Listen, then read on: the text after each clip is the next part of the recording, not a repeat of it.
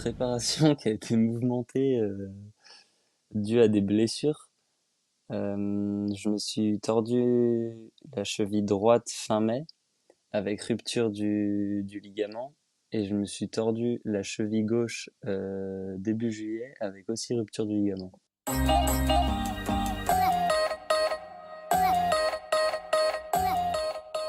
Bonjour, je suis Alexandre et bienvenue dans le podcast Les Joies du Sport.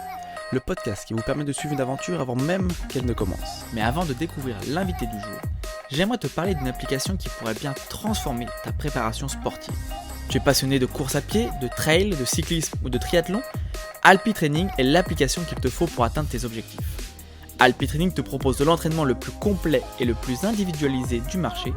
Chaque plan est adapté à ton niveau, à ton objectif, au temps dont tu disposes et au matériel que tu as sous la main. Mais ce n'est pas tout. Alpi Training ajuste en temps réel tes plans d'entraînement en fonction de tes performances. Prépare-toi comme un pro avec leur programme vidéo de renforcement musculaire, de gainage, de mobilité, de stretching et de yoga qui viennent parfaitement compléter tes séances de cardio. Alpi Training, c'est l'application qui t'accompagne de A à Z pour que tu donnes le meilleur de toi-même et que tu atteignes tes objectifs. Télécharge Alpi Training maintenant et transforme ton entraînement en succès. Aujourd'hui, je reçois Josué Laubry qui vient nous parler de son projet qui va tout prochainement débuter. On va parler d'une double traversée dans deux sports complètement différents. Qui de mieux pour nous en parler que Josué ? Salut Josué, comment tu vas ? Mais écoute, je vais très bien et j'espère que toi aussi et tous ceux qui nous écoutent également. Eh ben écoute, ça va très bien de mon côté. Ça me fait plaisir de te recevoir sur le podcast. On va parler d'un projet, car d'habitude des fois on en parle un petit peu en off. Là, c'est pas du tout le cas. Je vais pouvoir découvrir en direct avec toi ce projet-là et comment tu l'as construit, comment tu t'es préparé pour celui-ci. Mais avant tout ça, est-ce que tu pourrais te présenter et nous dire quel a été le premier sport qui t'a passionné ? Donc bonjour à tous, je m'appelle Josué Laubry, actuellement j'ai 20 ans, 21 dans 3 jours. J'ai été diplômé cette année d'un BTS en gestion et protection de la nature. J'ai également un diplôme de pisteur secouriste en ski de fond et je suis dans le cursus de l'accompagnateur en moyenne montagne. Et pour ce qui est de mon premier sport qui m'a passionné, j'hésite, je dirais que c'est soit le vélo, soit le biathlon via le ski de fond. C'est les deux sports dont je me souvienne où j'ai vraiment idolâtré des champions et ça m'a poussé à en faire. Et ça, c'était à quel âge ? Je suis un peu né sur des skis de fond, mais après je suis basculé sur du ski alpin avant de revenir. Et le vélo, c'est revenu vers, je crois quand j'avais 12 ans, et le ski de fond biathlon vers 13 ans, 14 ans. Donc c'était un peu cette époque-là, début mi-collège. Et ouais, j'étais vraiment impressionné à chaque fois devant la télé et ça me donnait envie d'être le meilleur dans ces sports à chaque fois. Et il y avait des personnes en particulier que tu suivais ? En vélo, ouais, je me souviens, il y avait Alberto Contador et Christopher Froome, j'aimais bien leur bagarre. Et les Français, j'adorais Thomas Voeckler et Romain Bardet. Et en biathlon, bah, sans surprise, Martin Fourcade. Oui, c'est vrai que là, côté français, on était fourni sur le biathlon. Et donc là, 13-14 ans, découverte du vélo. Comment après le sport t'a suivi jusqu'à aujourd'hui ? C'est quoi, t'as toujours pratiqué du coup plutôt l'été, tout ce qui était vélo, et l'hiver, t'es resté sur les skis ? J'ai toujours évolué dans un milieu plutôt sportif et surtout montagnard. Dès mon plus jeune âge, d'aussi loin que je me rappelle, j'étais soit en randonnée l'été, soit sur des planches l'hiver. Et après, à toucher un peu à tous les sports d'extérieur, donc le VTT et le vélo de route qui arrivaient plus tard. De l'escalade pas mal et des via ferrata, de temps en temps du canyon, un peu de spéléo. Beaucoup de sports aussi collectifs que j'ai pu pratiquer. Et ouais, l'hiver, je suis né sur des skis de fond, puis j'ai fait 10 ans de ski alpin après, avant de revenir au ski de fond et au biathlon. Et ça m'a suivi jusqu'à aujourd'hui, où maintenant, principalement, c'est le trail qui m'anime et j'en fais en compétition. Et tous les autres sports, c'est pour m'entraîner à côté. Et du coup, en fait, tu nous parles, c'est vrai que tu as grandi dans un environnement lié à la montagne, mais où est-ce que tu as grandi du coup précisément? Alors, je suis né dans le massif des Bauges. C'est au cœur de la Savoie, entre Chambéry, Albertville et Annecy. C'est un massif ultra préservé et super riche, qui a un gros patrimoine et qui est merveilleux. Et c'est mon massif de cœur que j'ai parcouru en long, en large et en travers. Et après, j'ai déménagé, j'ai habité à Val d'Isère, là où du coup j'étais licencié au club des sports de ski alpin pendant 7 ans, avant de déménager dans le sud-ouest, dans les Pyrénées-Atlantiques, en vallée d'Ossau, au sud de Pau, où je me suis remis au ski de fond. J'ai essayé le rugby avec l'ambiance locale. Et après, j'ai continué de bouger. Je suis allé 2 ans à Font-Romeu au lycée en section biathlon, du coup. Je suis revenu dans le sud-ouest et ensuite je suis allé effectuer mon BTS en Haute-Savoie, dans le massif des Aravis, donc retour dans les Alpes. Et là, j'oscille entre les Alpes et les Pyrénées. Ok, bah, t'as déjà bien bougé, déjà bien visité une bonne partie des montagnes françaises, si je comprends bien.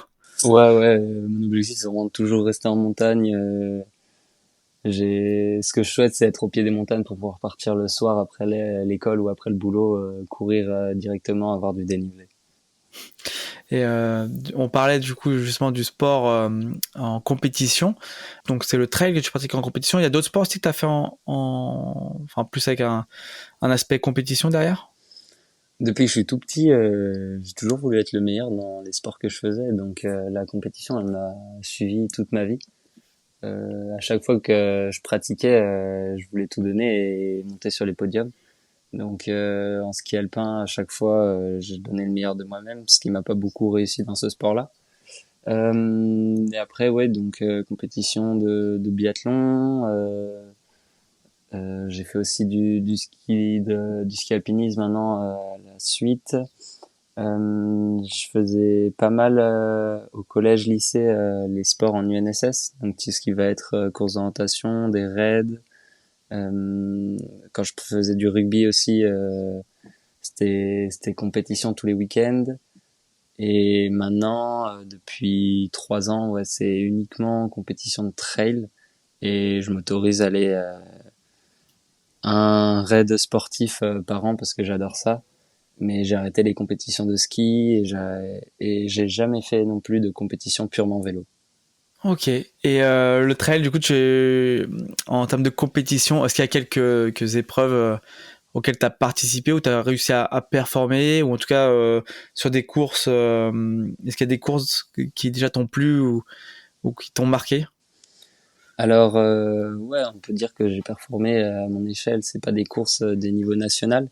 Ça restait pour moi des très belles performances et où j'ai senti une marge de progression, notamment sur une course dans les Pyrénées, là en vallée d'Ossau, que j'ai fait 3 années à la suite et où j'ai pu voir ma progression. Après, des courses qui m'ont marqué, chaque course me marque à sa manière, mais j'ai pas de grosses références au niveau national que je pourrais donner là. Ok, pas de souci. En tout cas, c'est vrai qu'aujourd'hui, là, on parle compétition, mais le projet que tu viens nous présenter et pour lequel tu te prépares, c'est un projet off. Est-ce que tu pourrais nous présenter ce projet dans les grandes lignes? Parce qu'on va revenir sur toute la partie de façon entraînement, préparation, logistique, sur tous ces aspects-là, mais nous parler dans les grandes lignes de ce projet avec quelques chiffres et nous expliquer aussi pourquoi ce projet. Alors mon projet, il est très simple, il consiste à faire une double traversée des Pyrénées, parce que une c'est pas assez. Partir de l'océan Atlantique pour rallier la mer Méditerranée à vélo par les hauts cols routiers pyrénéens, et troquer le vélo pour les baskets et rentrer en courant jusqu'à l'Atlantique par le GR10.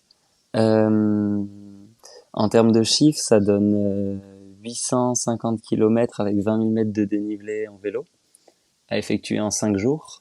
Et en courant, c'est 870 km avec 53 000 mètres de dénivelé à effectuer en 15 jours. Ok, bon, je pense qu'il va falloir quand même quelques secondes pour intégrer tous ces chiffres qui m'ont l'air assez conséquents. Et alors, pourquoi faire cette traversée? Et pourquoi déjà faire 2 fois et dans 2 sports différents? Cette idée, elle part d'un projet que j'ai réalisé l'année dernière avec des amis, où en fait, un de mes amis avait deux rêves, c'était de faire la traversée des Alpes à vélo et de faire le GR20 en Corse. Et on s'est regroupé à quatre et on s'est dit, mais pourquoi pas enchaîner les deux? Et donc en fait, l'été dernier, on est parti du lac Léman, on a fait la traversée des Alpes à vélo, on est arrivé à Nice, on a laissé les vélos, on a pris un ferry et on s'est lancé sur le GR20. Et c'était juste magique de vivre pendant 12 jours au gré de nos jambes et d'avancer là où on allait dormir le soir suivant. Et donc je vais penser à un projet similaire à faire cet été. Mais cette fois-ci, je voulais être seul sur l'intégralité du parcours et de me mettre un gros défi physique. Et j'ai pensé aux Pyrénées parce que ça fait longtemps que je voulais faire la traversée des Pyrénées en vélo. J'ai fait 2 fois celle des Alpes et du coup je voulais faire celle des Pyrénées. Et je me suis dit mais le GR10 derrière c'est un monument et l'enchaîner je pense que c'est réalisable. C'est comme ça qu'est née l'idée de faire la traversée des Pyrénées à vélo et en courant à la suite. Et pour la trace de vélo, parce que du coup j'ai bien compris, pour la trace trail, tu es basé sur le GA10. Et pour le tracé vélo, c'est quoi? C'est une route, il y a une route en fait vraiment typique qui est la traversée des Pyrénées, ou c'est toi qui a dû ajuster un petit peu? Il y a pas mal de traces qu'on peut retrouver sur internet qui reprennent les plus grands cols. Après, je l'ai étudié un peu dans le détail et je l'ai ajusté à ce que je voulais faire. Par moment, elle peut contourner des petits cols ou en choisir un plutôt qu'un autre pour basculer sur une vallée. Donc, je me la suis réappropriée et en fait, j'ai maximisé le nombre de cols que j'allais faire. Ok, oui, donc t'as pas choisi la simplicité celui-là. Ouais, non, je veux vraiment faire un maximum de dénivelé parce que j'adore ça et gravir un maximum de cols parce que c'est plaisant de se dire qu'on a fait des cols. Donc ouais, je me la suis un peu réappropriée. Après, dans les grandes lignes, la traversée des Pyrénées reste la traversée des Pyrénées. Il y a pas de surprise là-dessus. Et je Ok. passe une seule fois du côté espagnol, c'est au Pays Basque. Sinon, c'est 100%, enfin, c'est 98% français. Ok, et sur ce tracé, c'est quoi les principales problématiques ou difficultés, juste en termes de tracé pur, que tu penses rencontrer? Hum, bah, c'est surtout dans l'enchaînement des difficultés où bah, en fait j'ai minimisé les transitions vallonnées pour dès que je descends d'un col, j'en attaque un nouveau. Donc ouais, ça va être juste l'enchaînement de toutes ces ascensions à la suite qui va faire mal aux jambes. Et petit point logistique, là donc tu pars du Pays Basque en vélo, Ouais. tu vas arriver, c'est quoi d'ailleurs la ville d'arrivée côté Je Méditerranée? suis mis Bagnols-sur-Mer. D'accord. Donc quand tu vas arriver à Bagnols-sur-Mer, comment tu t'es organisé pour tout ce qui va être gestion des stocks de nourriture, vêtements, tout ça, et puis surtout la transition entre le vélo que tu dois laisser et prendre. Tu vas déjà partir avec tes affaires de trail avec toi sur le vélo, ou tout ça tu as quelqu'un qui t'est organisé pour avoir un changement à Bagnols-sur-Mer? Ouais, alors en fait, pour cette traversée, je me suis dit que dans les délais que je m'imposais, la faire en autonomie, ce serait beaucoup trop ambitieux. Et j'ai fait le choix d'être accompagné.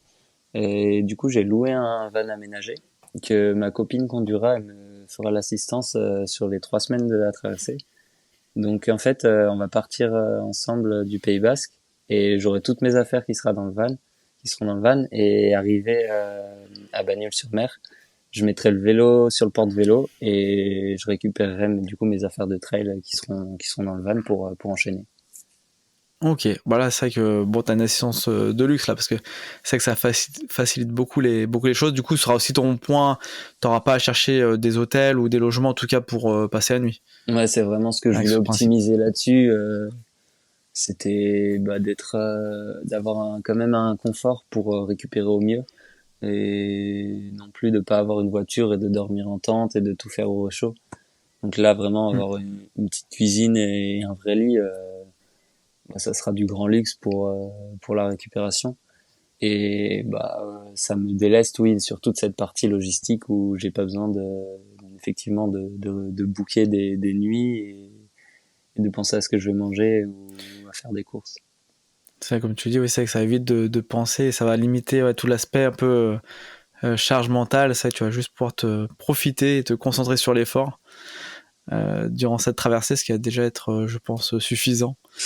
Quand je revois, j'ai les chiffres sous les yeux et c'est que avec le tracé, ça m'a l'air plutôt costaud. Et du coup, sur la partie GA10, est-ce que déjà tu as déjà fait des portions de ce tracé? Alors, très peu, parce que le GR10, il prend pas les sommets. C'est principalement des passages au col d'altitude, mais ils vont jamais chercher les pics. Et moi, à chaque fois que je vais en montagne, ce que j'aime bien, c'est aller au sommet des montagnes et Hmm. pas faire que des transitions de vallées. Donc, j'ai pas fait de vraies portions sur le GR10. Après, je connais un peu les coins. Donc, le passage en vallée d'Ossau, je vois où il passe, je connais les chemins. Le passage aux alentours de Font-Romeu aussi, comme j'y ai été 2 ans. Mais non, j'ai jamais fait, on va dire, vraiment des parties de reconnaissance GR10 ou quoi, ou même en sortie. Je préfère aller sur les sommets. Ok, écoute, on va passer à la partie plus préparation, en tout cas entraînement. Et pour commencer cette thématique, j'ai une question qui t'a été posée par notre partenaire sur cet épisode. Je vais te la faire écouter, puis je te laisserai y répondre. Salut, c'est Maxime d'Alpi Training. Alors juste une petite question pour toi qui fais cette traversée. Je voulais juste savoir un petit peu comment tu t'étais préparé pour ta partie vélo et surtout pour ta partie trail pour le retour, en termes de volume, en termes d'entraînement, en termes de type de séance, si tu fais du renfort, pas de renfort, de la mobilité. Bah voilà, j'aimerais juste savoir un petit peu plus ce que tu as fait pour préparer ton périple. Voilà, dis-nous en plus. Petite précision enregistrée après le podcast pour te dire que cette question a été posée par Maxime, le cofondateur de Alpi Training. J'en profite également pour te partager le code LJDS15 qui te permettra d'avoir 15% sur ton abonnement mensuel ou annuel chez Alpi Training. Allez, je te laisse avec la réponse de Josué. Ok. Ben, déjà, j'ai une préparation qui a été mouvementée due à des blessures. Je me suis tordu la cheville droite fin mai avec rupture du ligament et je me suis tordu la cheville gauche début juillet avec aussi rupture du ligament. Donc Ok, ouais, costaud. récemment j'ai eu une préparation qui a été contrainte à peu d'heures en montagne, ce qui m'a pas fait plaisir et ce qui m'a pas aidé non plus pour être le mieux préparé possible. Après, je me suis jamais entraîné spécifiquement pour ce projet. Mon objectif à moi, c'est de performer sur des compétitions et d'un jour atteindre le, le top niveau. Donc, je m'entraîne pour les échéances que je peux avoir, et je me dis que en faisant ces entraînements, je ferai forcément du volume qui me préparera à effectuer ma traversée derrière. Le fait d'avoir été blessé au niveau des chevilles a retardé du coup ma reprise en course à pied. Et ça m'a permis de passer beaucoup d'heures sur le vélo, notamment cet été, où bah, au final j'ai jamais enchaîné des sorties comme ça. Et je sais pas si en ayant les deux chevilles, j'aurais fait une prépa vélo aussi chargée. Bon, j'ai pas fait des semaines à 1000 bornes non plus, mais j'ai fait des belles sorties pour moi. Et je suis frustré d'avoir été blessé aussi pour ne pas avoir pu effectuer autant de sorties en courant en montagne que j'aurais souhaité. Donc là, je vais m'élancer sur ma traversée avec bah ça fait un mois, ouais, ça me fera un mois de reprise en courant depuis ma deuxième entorse. Et bah, en un mois, j'aurais pas eu le temps de faire vraiment des grosses semaines de volume. Donc je mise beaucoup sur le fait que ça fait 20 ans que j'habite en montagne et que je passe mon temps dehors. Et je pense que j'ai une endurance de base qui est assez élevée. et qui me permettra d'enchaîner les journées. Du coup, c'est que la course à pied, tu m'as dit, tu avais repris quand? À partir de quand pouvoir recourir correctement? En fait, j'ai repris à courir lors de ma première entorse mi-juin, fin juin. Et du coup, j'étais trop content. Je me suis dit, je vais passer un bel été à passer des heures en montagne. Et début juillet, sur une sortie, je me suis fait l'autre cheville. Donc, j'étais vraiment dégoûté. Et là, j'ai repris, on est le 20, j'ai repris, allez, il y a 10 jours. Ok. Donc là, c'est que ça te... Et mentalement, toi, est-ce que ça t'a impacté ou finalement tu te dis de toute façon ça va tout de même revenir avec bon déjà c'est que t'as la partie petit vélo et puis après voilà ça reste long 15 jours et voilà on n'est pas comme sur les courses en compétition où peut-être l'intensité sera sûrement moins élevée Mentalement, je sur me cette dis traversée. que, ouais, mentalement, je me dis que mon corps, effectivement, ça va être 3 semaines d'endurance et il s'adaptera aussi pendant la traversée. Après, c'est un choix aussi de commencer par le vélo pour pas avoir de contraintes mécaniques sur le premier aller parce que si j'avais fait la première partie en courant, je pense que j'aurais été détruit après pour monter sur un vélo. Alors Mm. que là, au contraire, ça va me permettre de me renforcer musculairement sur le vélo et d'attaquer la course à pied sans traumatisme articulaire. Et après, il avait parlé du renforcement. Oui. Ouais. Moi, du coup, pour ma démarche de performance sur les compétitions, je suis suivi par un coach d'Ibex, de la structure Ibex Outdoor, qui s'appelle Vincent Pialou, et il intègre à mon entraînement des séances de renfo. Et là, j'ai aussi mangé beaucoup d'exercices de renfo au niveau des deux chevilles pour éviter de faire des surentorses à la reprise. Donc ouais, c'est quelque chose que j'intègre en période de convalescence. J'en faisais quasiment 5 fois par semaine et sinon entre 1 et 2 fois par semaine. Très bien. Et c'est quelque chose que tu faisais déjà avant d'être blessé? Hum, du renfo général, ouais, du renfo spécifique aux chevilles, non. Et avant d'avoir mon coach, j'en faisais pas particulièrement. Après, je suis toujours quelqu'un d'actif Mm. de mon temps libre, je vais être amené à, à porter des charges, à aller grimper dans des arbres, à aller faire tout ce qui me passe par l'esprit. Et du coup, on va dire que je fais de la proprioception constamment, à sauter de pierre en pierre, et je fais du renfo sans en faire. Du coup, bon, là, d'avoir fait du renfort en tout cas plus spécifique, c'est quelque chose que tu penses quand même garder dans le futur?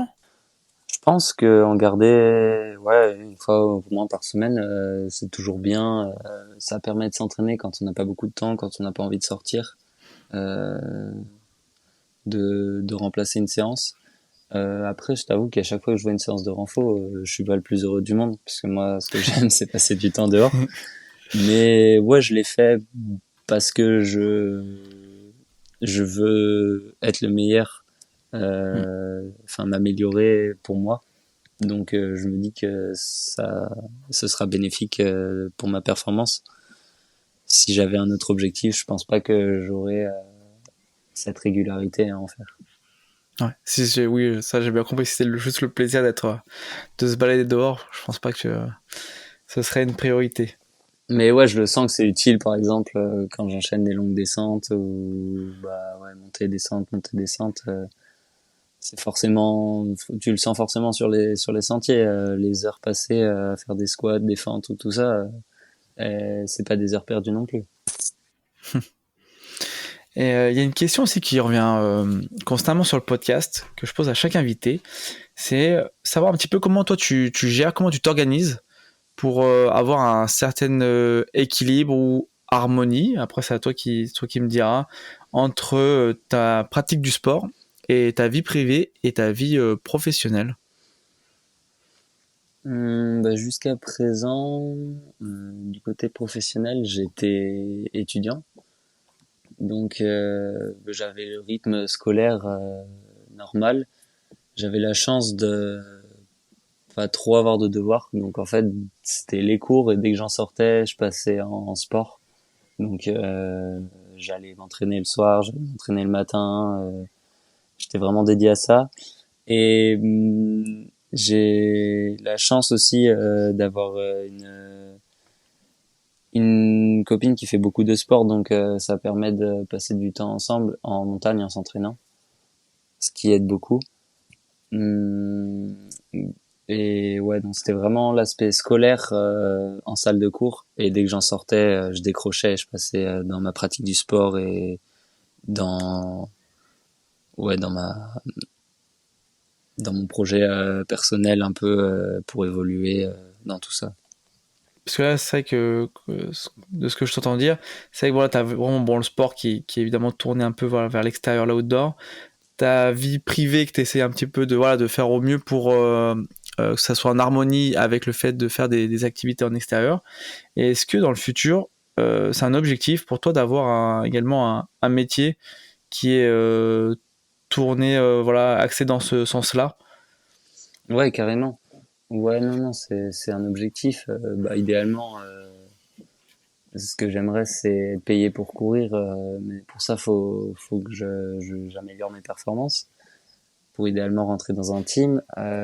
C'est aussi pour ça travailler dehors que je suis en train de passer le diplôme d'accompagnateur en moyenne montagne, parce que à terme, j'aimerais pouvoir proposer des sorties trail au grand public, et ça me permettrait de faire et de la vie professionnelle et de la vie personnelle en même temps, parce que je gagnerais de l'argent en m'entraînant et ça me libérerait du temps derrière pour passer du temps, ça me libérerait du temps pour être avec mes proches. Hmm. Donc ouais, c'est vraiment un objectif de travailler dehors et si possible d'être payé à courir. C'est vrai que c'est sympa de voir voilà, ta vue globale, de découvrir un peu la vue globale que tu as sur ta pratique. Et on voit que tu as déjà réfléchi quand même à pas mal d'aspects. Et ça m'a plutôt bien ficelé en tout cas. Et tu mets bien, enfin, en tout cas, tu mets tout en œuvre. Et je te souhaite que ça aille au mieux dans ce sens-là. Et on va revenir du coup sur le projet. D'ailleurs, en parlant un petit peu, parce qu'on parle un peu de budget, de finances, quand tu as voulu monter ce projet, tu avais déjà une idée un petit peu du budget que ça allait te demander, ou c'est quelque chose que tu as découvert un peu en préparant ce type d'aventure? Sportivement parlant, je me disais que c'était accessible, que ça coûtait pas trop cher si j'étais en autonomie, on va dire, parce que la plupart du matériel, je l'avais déjà, qu'il allait juste falloir payer la nourriture. Je me suis rendu compte du prix du projet quand j'ai décidé de d'avoir un van aménagé. De base, je voulais en trouver un, si possible dans mon cercle social. J'ai pas réussi, donc je me suis dit que je pouvais faire des demandes de sponsoring pour m'en faire prêter un gracieusement. Ça a pas fonctionné non plus. Donc là, j'en loue un en partenariat avec une agence de location, mais je dois quand même le payer en partie, ce qui augmente forcément le budget.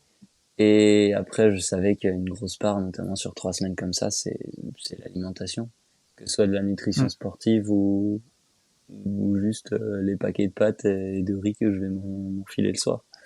Et au final, représente pas mal 3 semaines mis bout à bout, le nombre de calories, je pense qu'il va être assez costaud.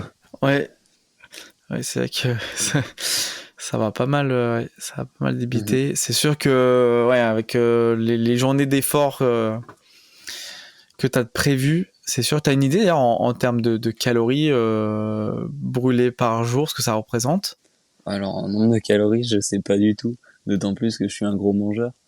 Euh, Autant à l'effort que après l'effort, donc quel nombre de calories, je sais pas du tout.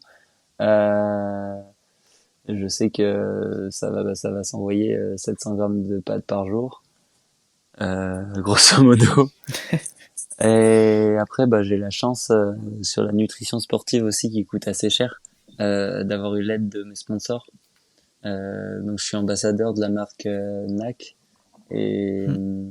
ils m'ont bien aidé dans cette aventure-là en m'envoyant de quoi de quoi m'alimenter et aussi une marque qui fait de la viande séchée. Ça s'appelle Canyon Nutrition qui pareil m'envoie un colis afin de m'aider à aller au bout de cette aventure.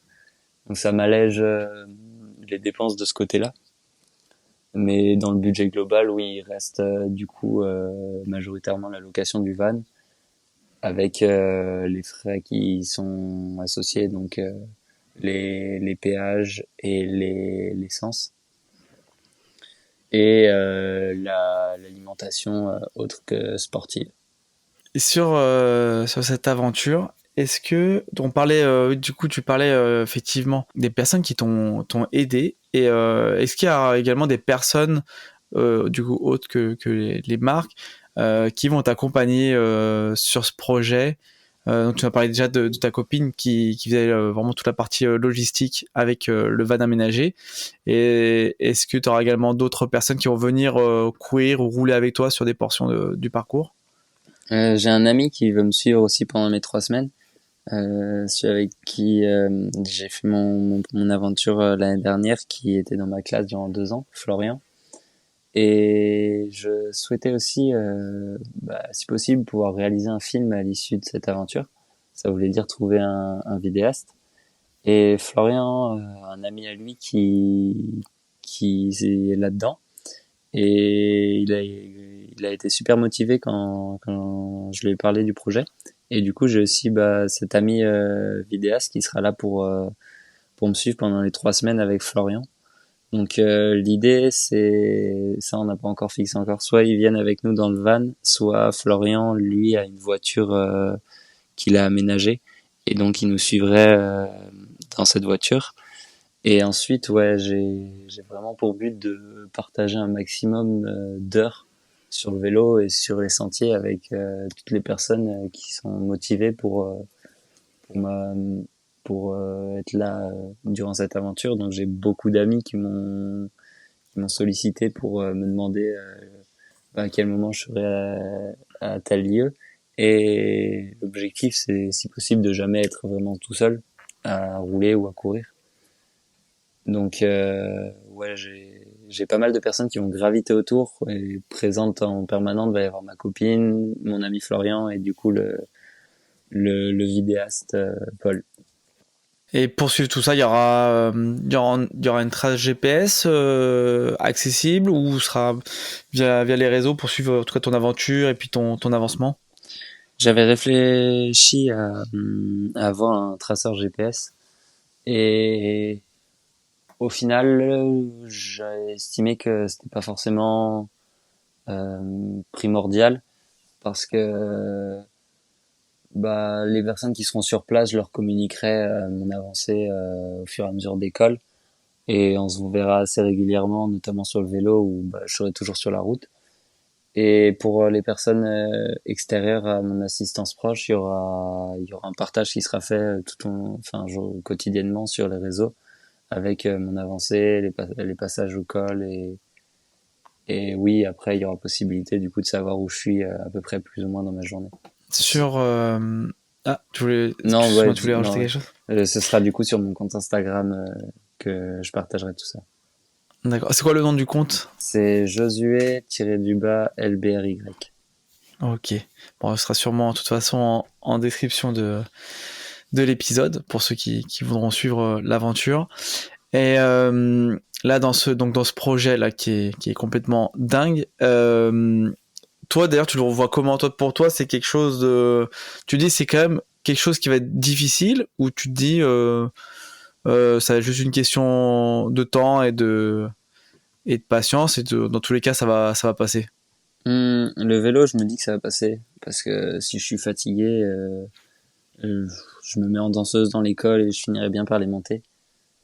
Euh, La course à pied, ça va être beaucoup plus compliqué, je pense, de par la préparation qui a été hésitante et le fait que il y a des gros traumatismes articulaires qui peuvent intervenir, que c'est pas juste physique. Et ouais, j'espère déjà ne pas avoir de blessures au cours de cette aventure. Et et ouais, la partie GRD, je la vois beaucoup plus comme costaud dans ma tête. C'est vraiment la partie que je redoute un peu de ce projet. Et puis donc on va parler essentiellement du GA10. T'es parti sur 15 jours de traversée. Comment t'as défini ce nombre de jours? T'as juste pris la distance, tu t'es mis une vitesse moyenne, ou t'es allé un peu plus dans le détail pour estimer ton avancée de 15 jours? Ah non, pire que ça, j'y suis allé au chiffre rond. J'ai dit Ah, ah ouais, ouais. Ah non, j'ai vu la traversée des Pyrénées à vélo, j'ai dit bof, 5 jours, allez, 10 jours, c'est trop ambitieux en courant, sachant que le record d'Éric Lavry, il est en 9 jours. Je me suis dit 20 jours, c'est un peu trop long. Bon, allez, je coupe la poire en deux, 15. Et après, j'ai ok, tracé. d'accord.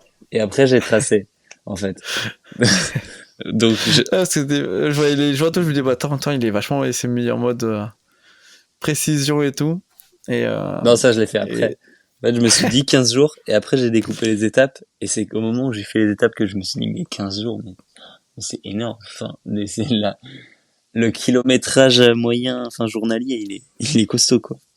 Ouais, c'est quand on voit les étapes, c'est que sur le document, là, j'ai sous les yeux, on voit des étapes entre 50 et puis presque 80 km, mais surtout voilà le dénivelé, il y a pas beaucoup en dessous de 3000 hein, presque hein, Ouais, grosso modo, ça fait une moyenne, je crois, par jour quoi. entre 3005 et 4000 de dev et aux alentours de 65 bornes par jour pendant 15 jours. Ouais, donc c'est vrai que ça reste, c'est vrai que ça fait ouais, c'est que c'est bien, ça fait des gros morceaux chaque jour. Je pense pas que Ouais. tu risques pas de t'ennuyer en tout cas. Non, non, Ta mais je journée pense sera que, bien remplie. ouais, enfin, les personnes qui voudront suivre ça, faut pas s'attendre non plus à trop me voir courir. Ça va être de la randonnée, hein. Ça va être de la rando course, comme on appelle ça, où ça court que dans les parties en descente, hein. Il va y avoir beaucoup de La marches. rando soutenue quoi. Mais bon, ça c'est sûr que quand on voit quand même les formats déjà sur une étape sur un format course déjà serait déjà quand même costaud en termes de ratio. Donc c'est sûr que quand on prend cette aventure, on doit faire 865 km. Pour ceux que je pense que ça tente, c'est costaud quoi. C'est clair que ça, c'est pas quelque chose sur lequel j'irais m'aventurer. Mais en tout cas, avec plaisir de suivre cette aventure, de voir un peu aussi les paysages traversés. Parce que ça doit être quand même assez grandiose. Donc je pense dans les Pyrénées sur le GR10. Ouais, les Pyrénées, c'est pas tant connu que ça au final. Et les coins sont vraiment super beaux. Après, GR10, c'est pas les coins les plus sauvages des Pyrénées non plus, mais il y a vraiment des passages qui sont mythiques. Je pense à la réserve du Néouviel avec tous ces lacs, ou les passages proches du Canigou qui sont très très beaux. Donc ouais, j'espère qu'on va pouvoir faire aussi des belles images là-dessus. Pas tout le temps en drone, parce que il y a des passages dans les réserves, il y a des passages dans les parcs. Donc ça aussi, je l'ai pris en compte dans mon roadbook, de le signaler au vidéaste, les endroits où il peut pas faire voler le drone. Mais ouais, on va essayer de faire vraiment des jolies images de tout ça. Et j'aurais également une question d'un de tes amis qui va reprendre quand même une partie de ce dont on a parlé. Je vais te la faire écouter, puis tu pourras y répondre à la suite. Yo mon pote Josué, j'ai une question pour toi. Est-ce que ce projet n'est pas trop ambitieux pour toi, étant donné ton jeune âge et le fait que tu as enchaîné 2 entorses dans les mois passés? Est-ce que tu penses que tu as la maturité pour te gérer sur ce genre d'effort, l'expérience aussi, etc. Bah, ça, c'était Florian, du coup. Oui. Euh, il me fait rire parce que du coup, il m'a posé cette question toute l'année scolaire qui a suivi en me disant c'est vraiment monstrueux ce que tu veux faire, ça va être vraiment galère de terminer. Oui, c'est sûr que c'est ambitieux. Me gérer, bah, comme j'ai dit, enfin, la partie GR10, ça va être beaucoup de randonnées en montée et et le vélo, ça va être un rythme aussi tranquille dans les ascensions. En termes d'expérience, je pense que bah, je pars en ayant moins que j'aurais souhaité. Parce que j'aurais bien pris le départ de courses un peu plus longues au cours de cette année, mais mes entorses ne m'ont pas permis de prendre les départs. Donc je suis assez novice au final dans ces licences-là. Je pense que justement ce projet il peut m'en apporter de l'expérience et c'est une manière autre que de s'inscrire à des courses, de le découvrir et d'en apprendre plus sur moi. Et l'enchaînement, je pense aussi de se réveiller tous les jours en se disant bah aujourd'hui il faut repartir. C'est c'est quelque chose que j'ai pu expérimenter l'année dernière quand on a fait bah, les Alpes et la Corse. Et c'est quelque chose enfin, dont je suis tombé amoureux, juste de se lever le matin et de repartir pour une journée en montagne. En fait, ça suffit pour me motiver et même si j'ai mal aux jambes, tant que j'ai pas de douleur, tant que je me refais pas d'entorse, tant que je me casse pas un truc, je pense que je continuerai.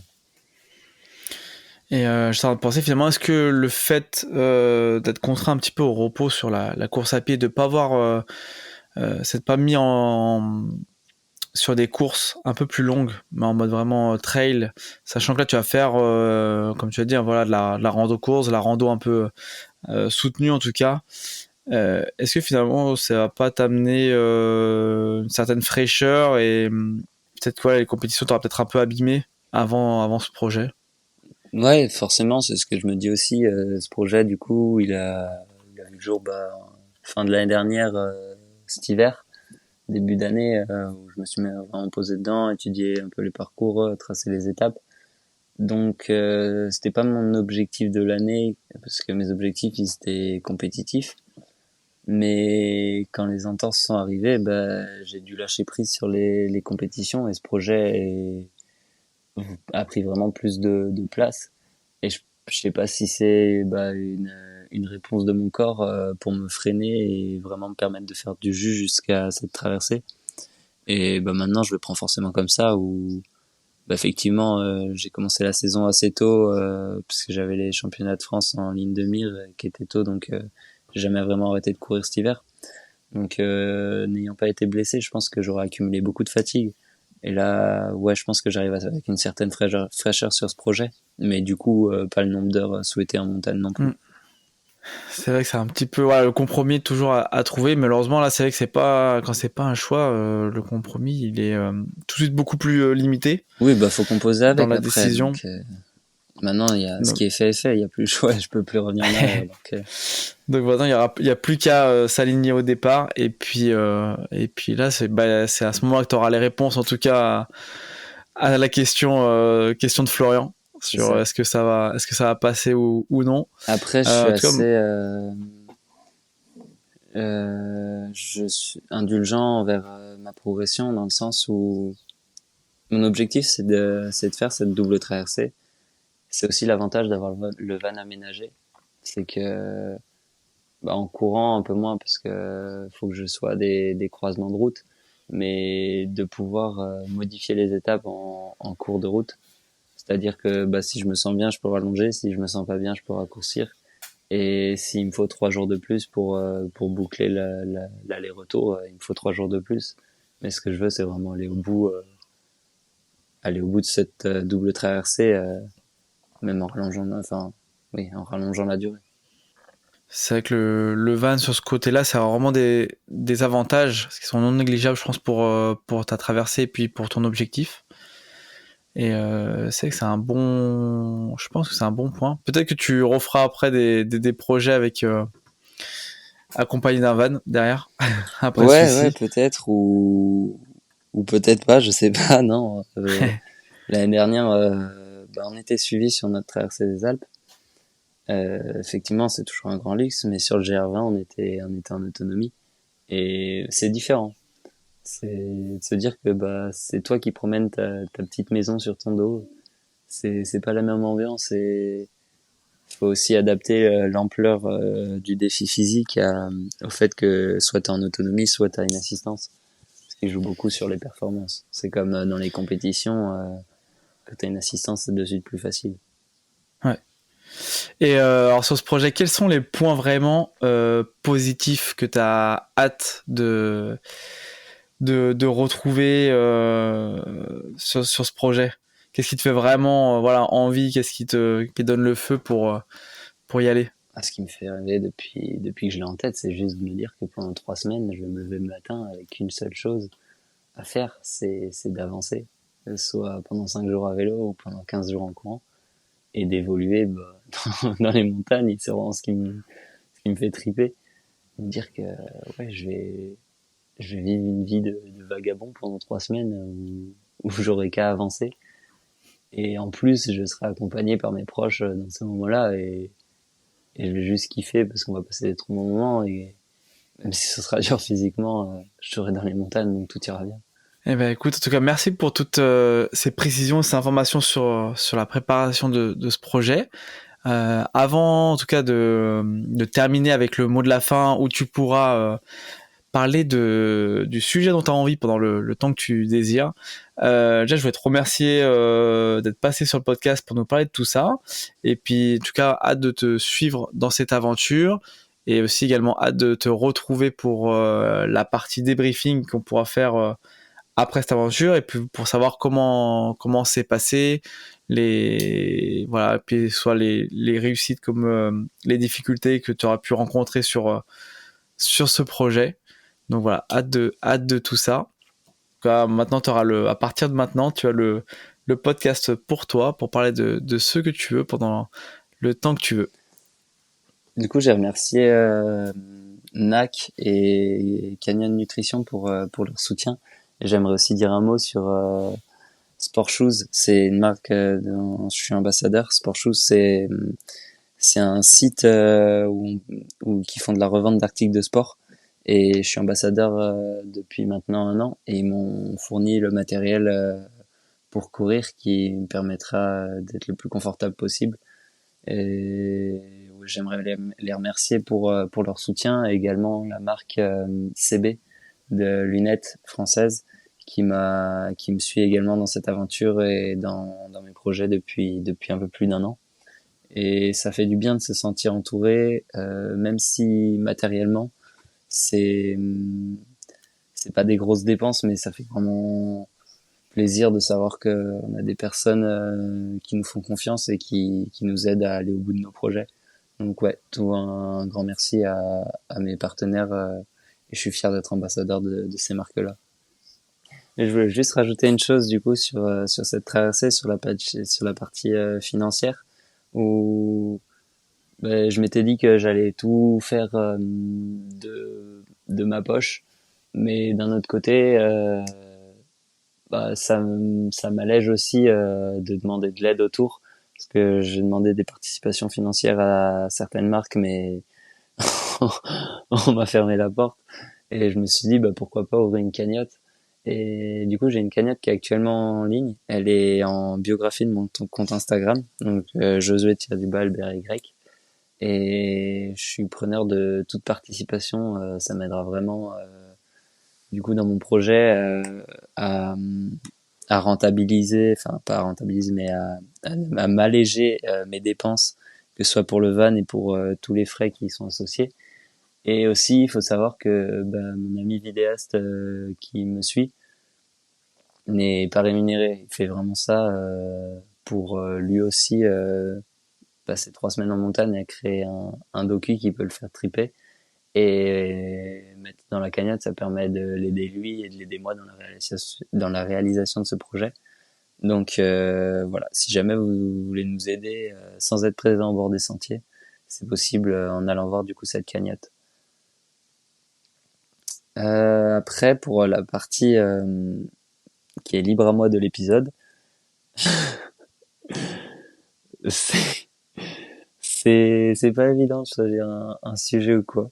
Non, moi juste, ce que j'aimerais dire, c'est que bah j'ai toujours évolué en montagne et que c'est un environnement qui est sain, dans lequel je me sens bah, au mieux de ma forme, et que si vous avez l'occasion d'aller faire un tour, vous allez rien regretter. Et je suis pas en train de convertir les courses sur route à aller faire du trail, mais quand même un petit peu.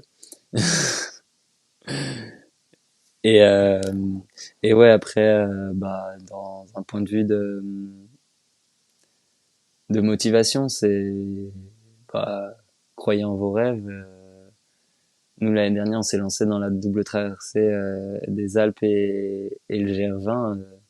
On était 4 jeunes de 19 ans, on est parti la fleur au fusil. On a acheté des sacs, on a acheté à manger, et on est parti avec les matelas sur le dos. Et en fait, tout est possible, surtout si vous avez des bons amis ou des proches autour de vous qui sont prêts à vous suivre là-dedans. Et les aventures en groupe, moi, ça me fait vraiment vibrer maintenant. Et c'est pour ça que j'ai dit que je voulais vivre une aventure humaine aussi avec cette double traversée. Parce que tous les moments partagés sont décuplés. Donc n'hésitez pas, si vous avez une idée en tête, à en parler autour de vous. Il y aura sûrement un fou furieux pour vous accompagner. J'espère que cet épisode t'a plu. Si c'est le cas, n'hésite pas à le partager avec tes proches et à donner ton avis en laissant une note sur ta plateforme d'écoute. Cela contribuera à augmenter la visibilité du podcast et à avoir des invités toujours plus incroyables. Et pour ne rien manquer des prochains épisodes, je t'invite à t'abonner au podcast. Et nous, on se retrouve très bientôt pour une nouvelle aventure.